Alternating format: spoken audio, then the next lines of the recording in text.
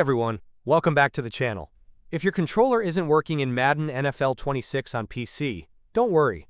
In this video, I'll walk you through step-by-step solutions to get it working again. Let's dive right in. Solution 1. First, open Steam. Go to your library and find Madden NFL 26. Right-click it and select Properties. On the left, click the Controller tab. Find the override for Madden NFL 26 dropdown. Select Enable Steam Input.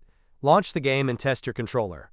If it still doesn't work, go back to the same dropdown and select Disable Steam Input, then test again. Solution 2. Open Steam. Click on Settings. Go to the Controller section. Now check only the controller support you actually use. If you have an Xbox controller, enable Steam Input for Xbox controllers. You can also disable it if enabling doesn't work. If you use a PlayStation controller, find PlayStation controller support. Try setting it to not enabled, and if that doesn't work, switch to enable in games without support. The same applies for Switch controllers or generic controllers. You can also install the Xbox Extended Feature Support driver if you're using an Xbox Gamepad. Solution 3. Open the Start menu and type Device Manager, then open it. Expand Human Interface Devices.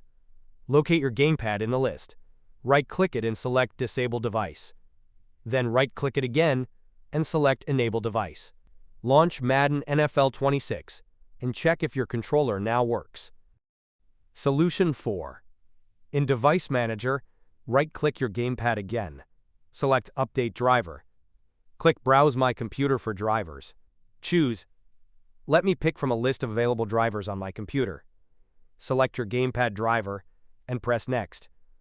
Wait for the driver to be installed. Restart your PC. Launch Madden NFL 26 and test your controller. And that's it.